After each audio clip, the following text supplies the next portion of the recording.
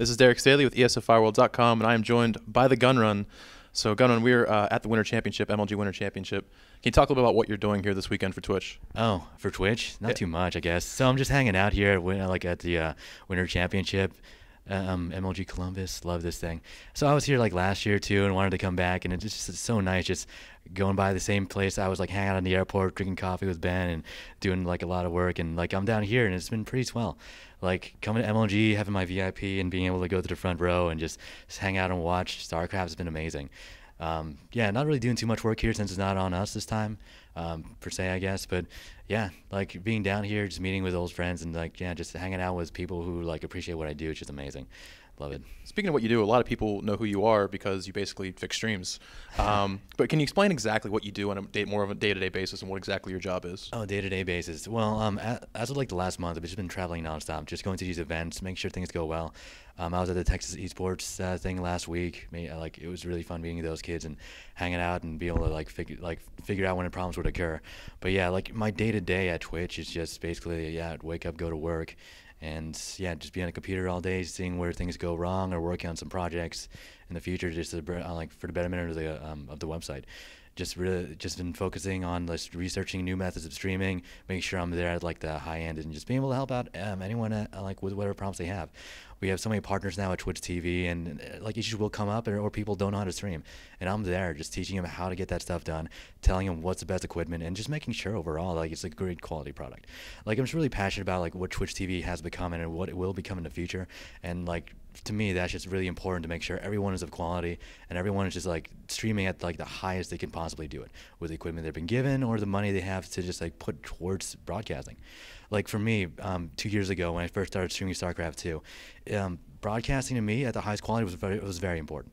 I was one of the first HD broadcasters of StarCraft back in the beta, and I was the first, like I was the only one that did it in Command and Conquer too, also, and Command and Conquer also, I mean. But yeah, like being able to like share that skill is like just way more important to me than I thought it would be 2 years ago, where I was just like I was really like insular back then, trying to keep like all my information secret, like, oh, I got the best stream quality in the world, screw you guys, watch glhf.t, you know, like that was like me back then. And like when I started like sharing this like information when I got hired by Twitch, it's just been like it just feels way cooler, like knowing that I've helped out in this cool way, like I've improved the overall quality of streams, like I've bettered the community.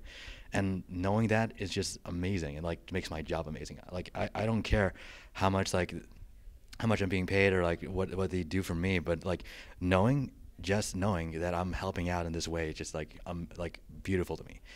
Like I used to watch DJ Weed back in 2007. I used to watch him do Up the Gaming and do like the WCG finals, and like knowing that I'm able to do that as like a single entity now, as opposed to like the crew he had like flown around, and like knowing that I can teach people these tactics, it's just really cool to me. And I kind of divvied off a bit there, but like I just love being able to talk about this stuff. Yeah, I mean, obviously you covered what you do on a day-to-day basis at Twitch, but you also, as you mentioned before, traveled all these events all around the world. Can you talk about a little bit what you do when you're actually on site at an event and you're working with the stream at the event, and how that differs from, say, remotely supporting something? When I'm at an event, I really make it my role to just meet these people, see what their stories are, like why they're there, like what are they doing, and like yeah, just overall assessing the production setup as well. Like because I've been to all these other production sets like throughout all these other events, I compare them to each other, and I'm able to like figure out like how their flow goes or recommend how like ways to improve that as well. Also just like meeting these kinds of people and knowing like what they're after really helps out, and just communicating like how to solve problems. Like I found that was really like important at TESPA, like meeting these people, knowing that they were all grassroots gamers, and then figuring out their setup that was just through XSplit, which is kind of cool. No one's ever done a setup like that, and I saw it as a bit of a challenge. Like, how can we make a production similar to like what MLG is able to pull off, or like what IPL is able to pull off, using this tech, which I was really familiar with XSplit. So like being on hand for that, and like that's just kind of like what I try to do at all these events. And for me, that's like part of like what I enjoy, you know. So as good as getting to travel everywhere probably is, you do go long stretches without being home. You ever get tired of just getting on a plane and really never being home? I don't get tired. I get fatigued. Like when I get back home, I immediately like pass out. I don't unpack anything. I just like go onto the computer, go onto Skype, do some work or whatever. If there's nothing wrong, I just go to sleep. like a huge part of what I do is just like being on call all the time. Knowing what I know is just like we're not knowing what I know, but rather the utility of what I can do is so valuable for I find much value in being able to just go on Skype and help people. It's just like, wow, I'm just like messing up words now, but I'm just like just getting really caught up in like I normally never have to talk about this, right? It's like just appearing into my mind right now. But yeah, I do an event, I come back home, I do what I can, go to sleep. And like going to all these events, it can be really tiring. It can mean no sleep at all, kind of like what yesterday was. So yesterday I took a red eye from San Francisco, came right to MLG, landed around like 10:30, then had like an hour nap, and then came to MLG and like stayed up all night till like 2 a.m. just like meeting people and just hanging out. And like, yeah, that just happens often. I mean, like just staying up and having to deal with that kind of stuff.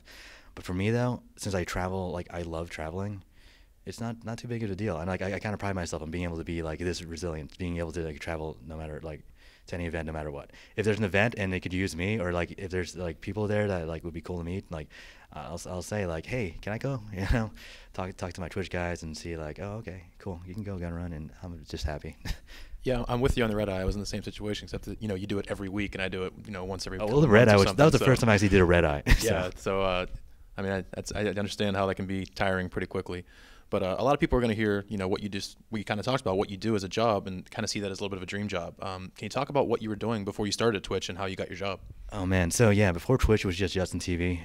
But yeah, talking about like what I do right now is just kind of like baffling, just realizing how far I've came, I guess. So last year, I was still in college. I kind of, I was doing a year of electrical engineering. Then I went to Gamescom. That's when I first saw esports and kind of stopped doing homework. That's kind of bad when we have an engineering degree to like go after, right? So then I swapped out, went into a communication arts degree. Then, yeah, it was right at that time I was working on GLHF.TV. That was like my first, that was just like this broadcasting website I started working on when I knew Command and Conquer streaming was going starting to have its downfall. I rebranded the site, made it StarCrafty, and yeah, just like part of that was just trying to find the best way to broadcast. And from that, I found really cool ways of streaming, met a lot of cool people, and that just led to Twitch finding me. Back then it was Justin, but yeah, they discovered me, and then I would help them out just like in my own free time. They were doing events. It was for IPL. Not for IPO, for IGN. They were doing what was known as Startup Craft. It was where they got all the startups in San Francisco and would get everyone there together and compete in StarCraft. It was kind of cool, but they had streaming issues there. So I would do what I'm doing right now. I would remote in, fix it up, and I did that in 2 minutes. They were super impressed, and it was like, oh man, I did some really cool stuff that day. Sweet. Then I eventually met up with Kevin Lin, my current boss at Justin TV, when I was over at PAX East.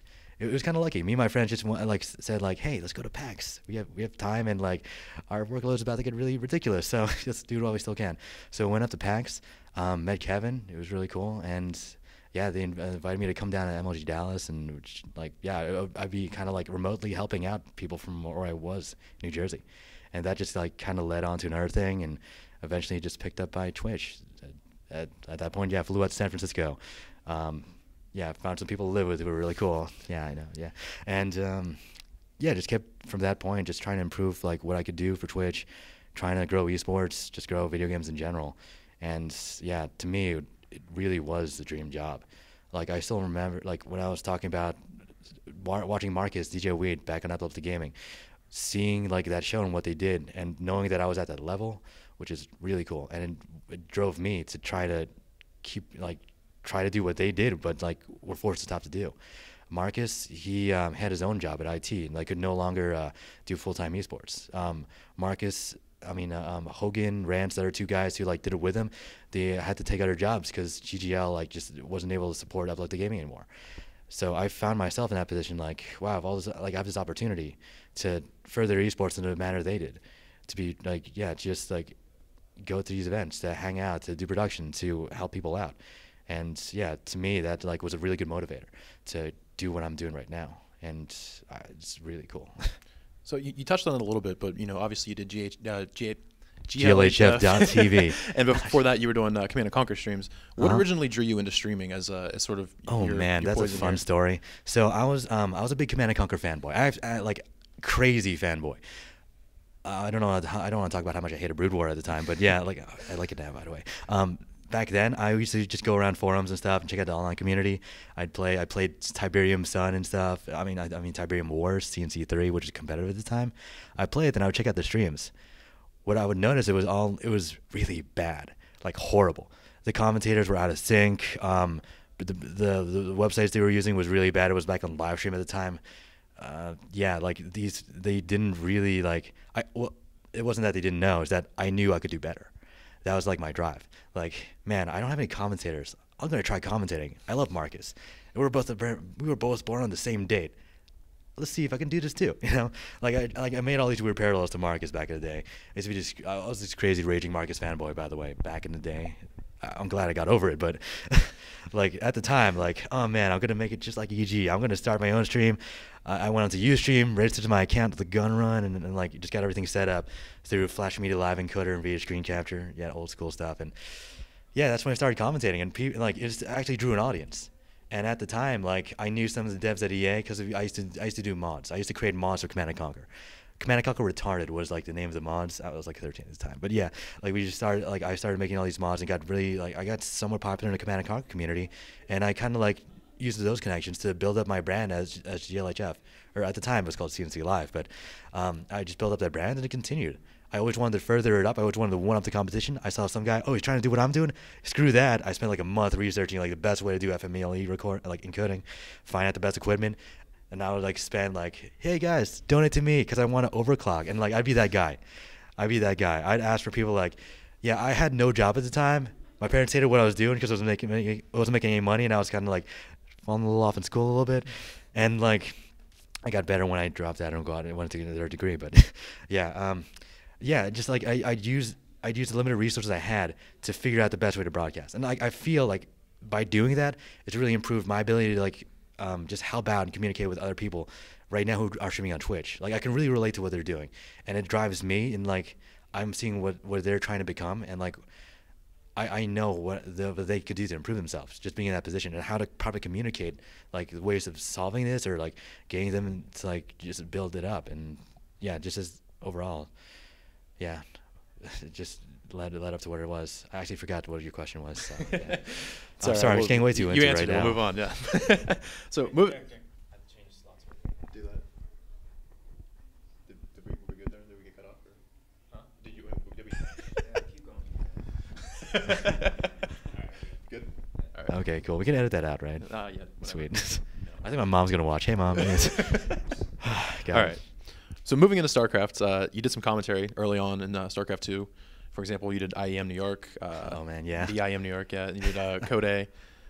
You did, I think, only one day, but you did do Code A for one day. Still did Code A, man. Yeah, that was that's sick. pretty amazing. But for the most part, you've moved away from that, as well as you don't really do mods anymore like you did in Command and Conquer. Is that something you'd ever want to go back to? Oh man, absolutely. Like right now, I'm not modding. I'm not commentating just because of just my time commitment to Twitch at the moment. Like Twitch is just moving so fast and growing in such a way where I need to always be like helping people out. And like that's just not a bad thing. Like I enjoy that, so it's cool. It's just like, yeah, if I did have time, if there's more hours in a day, I'd still be commentating. I'd still be modding. I'd still be improving like my level of commentary, my level of play. And yeah, I gotta miss it. I don't actually have time to play video games anymore. It's kind of sad. I go home, I'd be exhausted, and I actually enjoy just like going on and watching random streams and just like trolling and chat a bit. Excuse me. But yeah, if I could, I'd go pro in every way.